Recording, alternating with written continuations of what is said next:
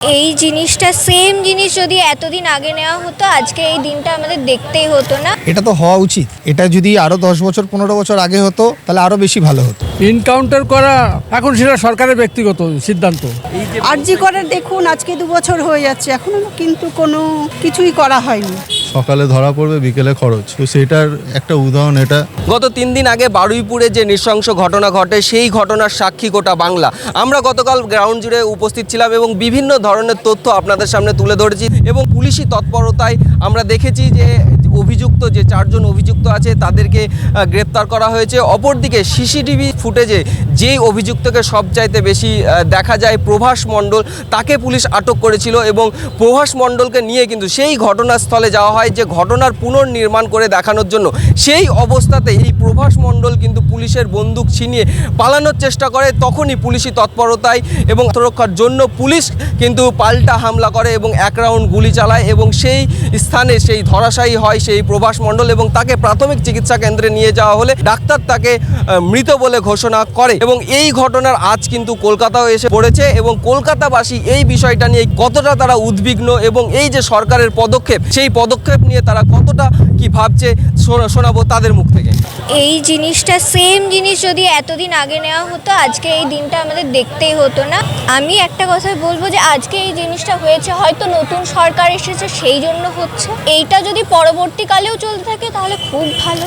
এটা তো হওয়া উচিত। এটা যদি আরো 10 বছর 15 বছর আগে হতো তাহলে আরো বেশি ভালো হতো। আমরা চাই যাতে এই ধরনের কাজ যারা করে, যারা করে তাদের কঠোর থেকে কঠোরতম শাস্তি হওয়াটা একদম উচিত। আজকে কারোর ঘরের মা, কারোর ঘরের বোন, আমার ঘরেও মা আছে, আমার ঘরেও বউ আছে, যাতে এই জিনিসগুলো কেউ সাহস না পায় নেক্সট টাইম করার। ব্যাপারটা হচ্ছে যে আমাদের মুখ্যমন্ত্রী, মানবিক মুখ্যমন্ত্রী যেভাবে ডিসিশনগুলো নিচ্ছেন তাতে আমরা রাজ্যবাসী সবাই খুশি।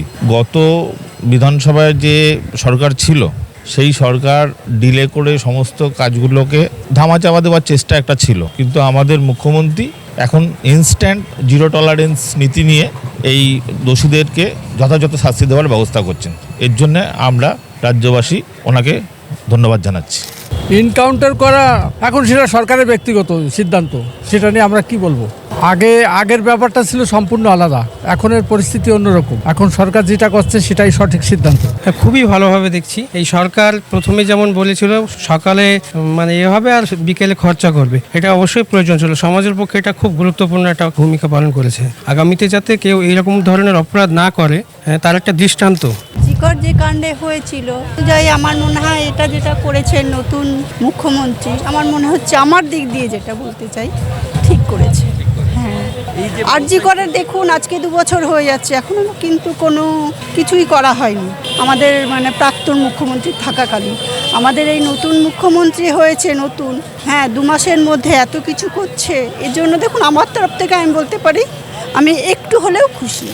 দেখুন, আমাদের গত 15 বছর যে সরকার ছিল সেই সরকার শুধুমাত্র তোলাবাজি করেছে। সেই সরকার মা বোনেদের সুরক্ষা দিতে পারেনি, শিল্প দিতে পারেনি, বেকারদের কাজ দিতে পারেনি। কিন্তু সেই সরকার পতন হয়েছে আমাদের গত 4 তারিখ যে হয়েছে নতুন সরকার যে আসলো।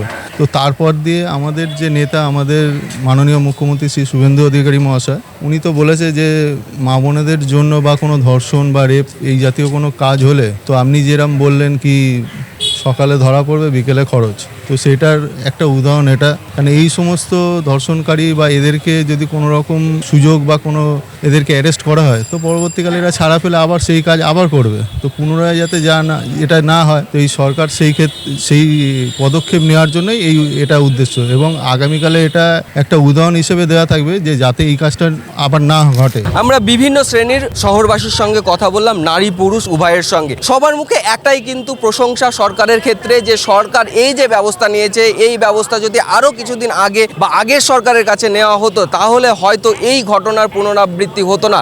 এবং তারা বলছে যে এই ধরনের যে সমস্ত অভিযুক্ত আছে, এই ধরনের যে সমস্ত আসামি আছে যাদের মস্তিষ্ক বিকৃত, তাদেরকে কিন্তু এই রকম পরিণতিতেই নিয়ে আসা উচিত বলে তারা কিন্তু জানাচ্ছে। ক্যামেরায় শবনব বান্নুর সঙ্গে আমি আব্দুল আহাদ, আপনারা দেখছেন প্রথম কলকাতা।